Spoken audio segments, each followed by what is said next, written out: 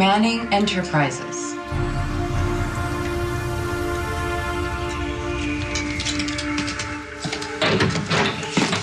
Excuse me.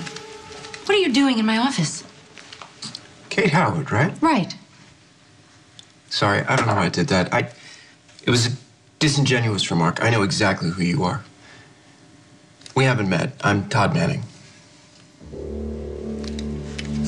This is my office. I guess you missed a couple things when you were locked up for what you did to my daughter. It never occurred to you to notify me of this? Well, you know what? I want a copy of that paperwork sent to my attorneys today. No, it is stipulated in the initial agreement that I keep editorial control of Crimson. Yes, I intend to do that. What are you doing? Why don't you lay it out for me? Okay. So I don't miss anything. I bought controlling interest in a company called LuxCorp. The holdings include Port Charles Press, which I relaunched as The Sun, cable news, app developers, a sports publication that I'm really looking forward to expanding, and some magazine called Crimson. And since I bought the magazine, I also decided to lease the office space. Oh, I see.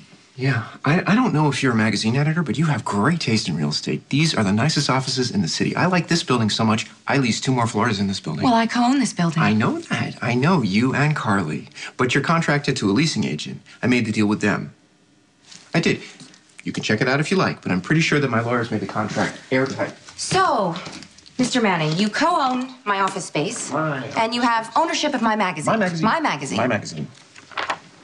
Why don't you lay it out for me again, Mr. Manning? What do you intend to do with Crimson magazine? I'm not sure yet, but how many photographs of anorexic women in unfortunate dresses does the world really need? Okay, what about the human cost? Do you know how many people Crimson employs? I'm not sure, but I'm not going to publish a magazine unless it's making money. And it hasn't. Well, not since you started experiencing difficulties. I can get Crimson back on track. Maybe. Maybe not. Maybe I should just cut my losses. Well, this is one sure way to get payback, isn't it? What? You think that's what this is? Well, isn't that what this is about, Mr. Manning? What I did to your daughter? I read the paper today. You obviously know that she spoke for me in court. Yeah, well, Star is a really good person. Mm-hmm. She's compassionate, forgiving, almost to a fault. What do you think? You don't think I got what I deserve? I don't think Kate should go to jail. I think Kate's a good person. Thank you, I appreciate Connie, that. on the other hand, they should lock her up, throw away the key.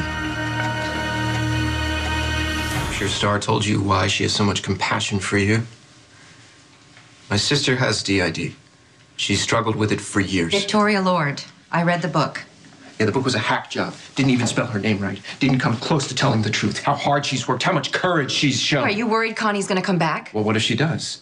Who's next on your hit list? Because I don't have any more grandchildren. My psychiatrist says that I'm fully integrated. Vicky would say the same thing, and she would remain integrated for years at a time until some stress would come, some trauma, and then her alters would come back. You cannot assume that I'm gonna end up like your sister. You are nothing like my sister.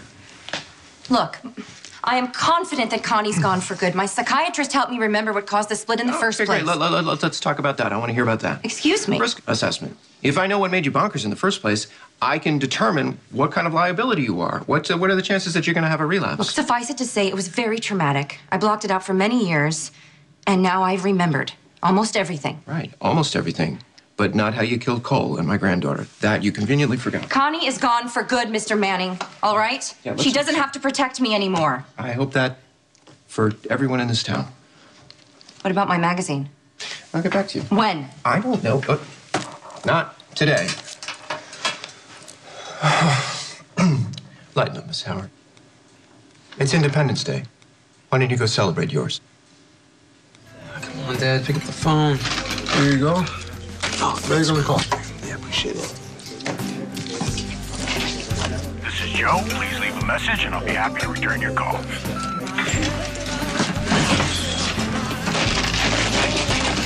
Whoa. I know it's a holiday, but most people adhere to certain basic courtesies, like watching where they're going. Miss Howard, I'm sorry I didn't see you. I wasn't looking. You probably don't remember me. From I'm the courthouse? You're the reality show producer. guilty as charged. How apt. We still have some business to discuss. You were acquitted of any wrongdoing. The charges were dismissed, yes. Right, then there's no reason you can't sign a release to participate in Mob Princess. I'm not interested.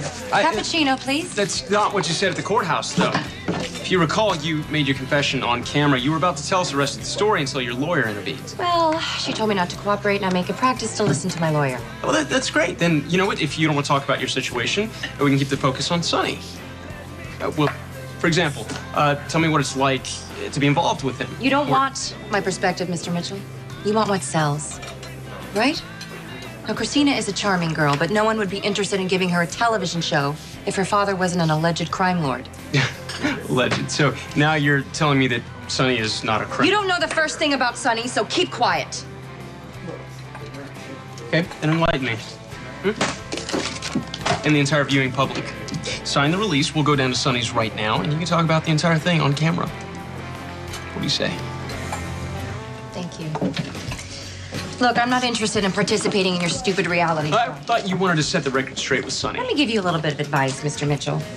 I've been in fashion publishing since I graduated from college. I've been editor-in-chief of not one, but two A-list publications. I didn't achieve all that without learning to tell the difference between a visionary and a cheap hustler. Taking my winning looks and charming personality don't really impress you. Slick packaging can't hide what's underneath. You saw the resentment between Christina and her father, and you decided to exploit it.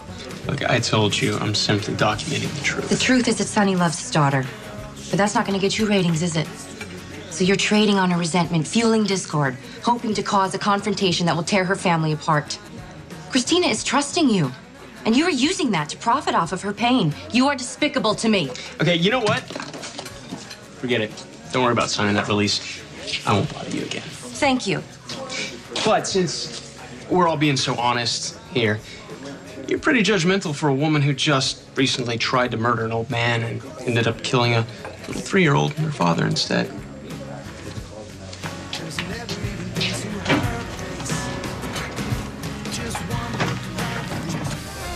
You know, for the record, I'm glad you're free. Thank you. You know, I couldn't help overhearing your conversation with Mr. Hollywood. Oh, Cherry Mitchell, executive producer of Mob Princess. Yeah, whatever his name is. The kid's a jerk. Don't let him get you. I appreciate that. But the jerk's right.